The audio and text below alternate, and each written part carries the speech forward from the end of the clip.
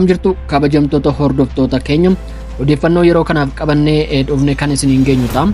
Chaanaalii keenyatti warri haaraa dhuftaniin subscribe, like, share gochuun nu jajjabeessuun dagatinaa jenne gara mata duree oduu har'aa isiniin geenyutti dabarra. Yeroo kanaaf odeeffannoo waqtaawoo isin madaaluu danda'u jenne qabannee dhufneeti kan jirru.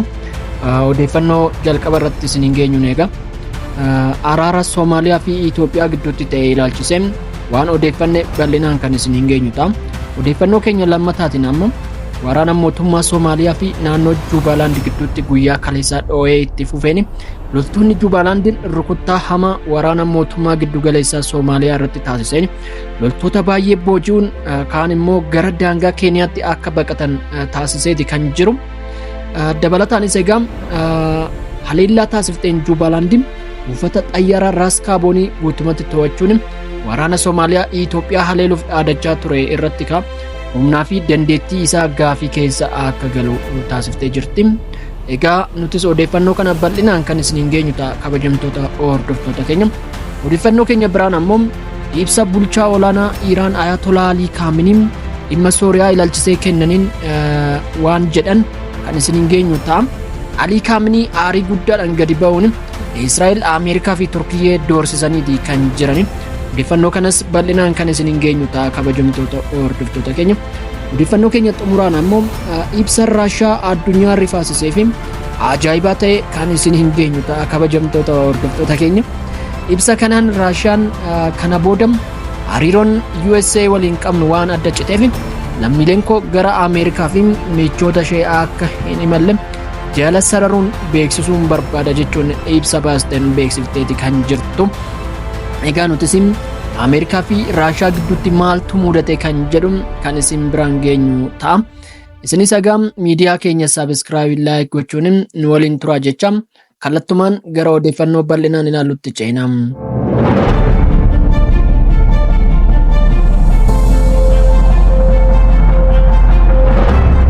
Itoophiyaa fi Soomaaliyaa gidduu araarri seena qabeessi taasifamu pirezidaantiin Turkii Raasiib Xayyib Erdogan himanii dureen biyyoota lamaanii Ankaaraatti guyyaa roobi marii taasisan irratti Erdogan jaarsummaan hirmaataniiru. Itoophiyaan waliigaltee ulaa galaanaa bulchiinsa Somaalilaand kan Soomaaliyaan qaama kiyya jettee ilaaltu waliin raawwachuun ishee Soomaaliyaa waliin erga waldhabdee keessa ishee buusee waggaaf deema. Erdogan dhibdee kana xumuruuf dureewwan Itoophiyaa fi Soomaaliyaa waliigaluu isaanii ibsuun pirezidaantii Soomaaliyaa Hassan Sheikh Mohammadii fi ministeera muummee Itoophiyaa Abiy Ahmed jajaniiru. Erdogan waliigaltee araaraa taasifame kanaaf hooggantoota biyyoota lamaanii galateeffachuun ibsa waloo gaazexeessitootaaf kennaniin ibsanii waldhabdeen isaanii furuuf labsii waloo irratti waliigaluu isaanis beeksisaniiru. Nageenya fi tumsa Soomaaliyaa fi Itoophiyaa irratti hundaa'e jalqabbii haaraa taasisuuf tarkaanfii jalqabaa fudhanneerras jedhanii. Abdiin Ankaaraa inni guddaan golee Afrikaa Soomaaliyaa fi Itoophiyaa gidduutti nagaa fi tasgabbii uumuudhas jedhaniiru.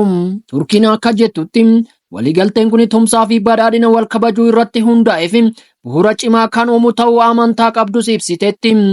Pirezidaantiin Soomaaliyaa Hassan Sheikh Mohammad gama isaaniin waldhabdee naannoo fi siyaasa bara baraa Soomaaliyaa fi Itoophiyaa gidduutti uumamu furuuf xaaffii Turkiin goote kan jajan yoo ta'u biyyi isaanii yeroo hunda michuu dhugaa Itoophiyaa ta'uun yeroo hunda itti fufti jedhaniiru. Ministeerri muummee Itoophiyaa Abiy Ahmedis tattaaffii Turkii kan jajan yoo ta'u marii nagaa jaarsummaa Ankaaratti taasifameen marii maatii biyya isaaniifis ta'e biyya ollaa Soomaaliyaaf bu'aa mo'atam wiin argamsiise jedhanii. Akka labsii Ankaaratti gamalachuu haala mijeessituu Turkiitiin haga baatii fulbaana 2025tti marii teeknikaa eegaluuf ji'a 4 keessatti akka xumuramu walii galaniiru.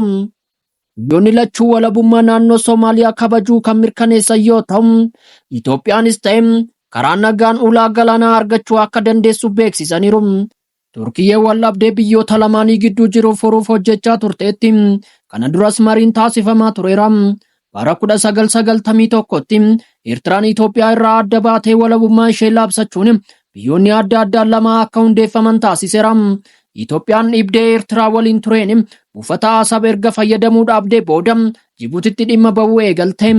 Gargar bahuun kun Itoophiyaan kallattiin galaana diimaa fi buufata doonii ijoo akka dhabdu taasiseera. Itoophiyaan eegasii booda biyya ulaa galaana hin qabne ta'uu isheen dandeettii daldalaa fi diinagdee ishee irratti dhiibbaa uumeera.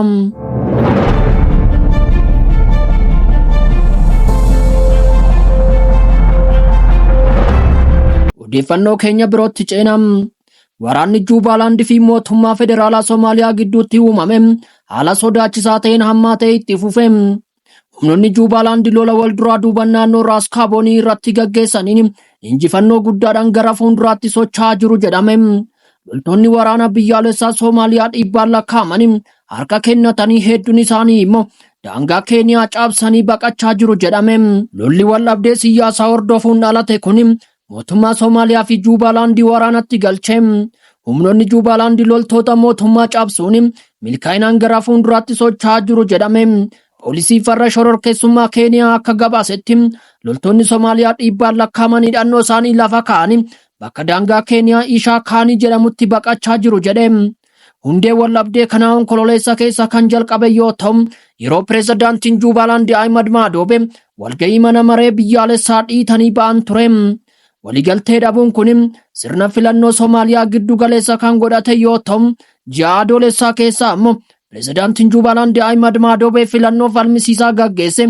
Jijjiirama heera mootummaa daangaa yeroo pirezidaantummaa irratti taasifameen booda pirezidaantii Juubaaland sadaffaa ta'uun isaanii waldhabdicha baay'ee hammeesse. Mootummaa federaalaa pirezidaantii Hassan Sheikh Mohammadiin durfamu filannoo kana seeraan ala jechuun kuffise. Boodarraa ajaja hidhaa Ahmad Madoobe irratti baase. Dhuma baatii adoolessaa fi jalqaba muddee keessa loltoonni federaalaa qilleensarraa Raas Kaabonii qabachuuf kan bobbaafaman ta'uun isaanii ni beekama. Kaayyoon isaanii ifa ta'e Madoobe aangoo irraa kaasuuf ture. Yaa ta'u malee waraanni kun haala ajaa'ibaa ta'een duubatti deebi'eera. Humnoonni Juubaaland loltoota federaalaa ofirraa deebisuu qofa osoo hin taane buufata xiyyaaraa Raas Kaabonii guutumatti to'achuun Ahmad Madoobeef injifannoo waraanaa fi siyaasaa guddaa galmeesse. Loltoonni harka kennatanii fi kanneen daangaa Keeniyaa ce'anii baqatan amanamummaa fi dandeettii waraana mootummaa federaalaa irratti gaafii guddaa uume.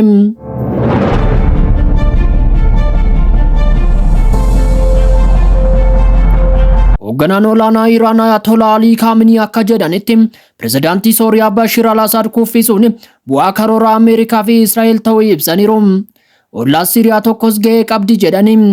Al-Assad kuffisuun gamtaa siyaasaa fi waraana Iraaniin durfamu Axis of Resistance kan dhiibbaa Israa'el fi Ameerikaa baha giddu galeessaa keessatti mormuu irratti rukuttaa guddaa uume jedhame. Wanti Sooriyaa keessatti ta'e irra caalaan kutaalee ajaja Ameerikaa fi Israa'el keessatti karoorfame. Kanaaf ragaa qabna kan jedhan Khameneiin mootummaan ollaa Sooriyaa tokkos harka keessaa qaba jedhani. Ollaan kun gahee ifa ta'e qaba ture. Ammas itti fufeera jechuun Turkiyyee tuttuqani. Miseensi neetoo Turkiyyeen daangaa qaxxaamurte milishaa kurdoota Sooriyaa irratti yeroo hedduu weerara erga raawwattee booda lafa bal'aa to'atte. Bara 2011 erga waraanni biyya keessaa jalqabe gareewwan mormitoota Al-Assad kuffisuuf kaayyeeffatan deeggaruun beekamti. Iraan yeroo waraana sanatti Al-Assad deeggaruuf jecha doolaara biliyoonaan lakkaa'amu baasuun michuu ishee aangorra tursuuf miseensota eegdota warraaqsa Islaamaa ishee garasitti ergite. Kufaatii Al-Assad sa'aatii muraasa booda Iraan hariiroon Damaskoo waliin qabdu mala fagoo fi ogummaa qabu irratti kan hundaa'u ta'uu ibsite. Mootummaan hunda hammate kutaalee hawaasa Sooriyaa hunda bakka bu'aa akka hundaa'u gaafatte. Ayatollah Ali Khamenei haasaa isaanii keessatti gamtaan Iraaniin durfamu guutummaa naannichaa keessatti humna guddaa kan qabuu fi Iraan biyya cimtuu fi humna qabduudha jechuun dubbatani.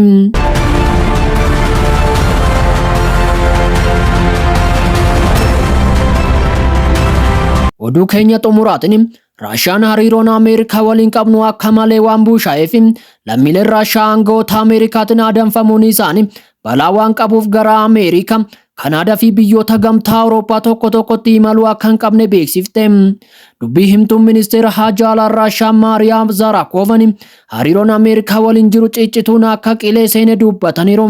Hariiroon Raashiyaa fi Ameerikaa gidduutti waldhabdeen dabalaa dhufe sababa badii Waashingitaniin ciccitee jira waan ta'eef gara Ameerikaa dhuunfaa yookiin gareedhaan imaluun balaa guddaadhaan kan guutamedha jechuun ibsani.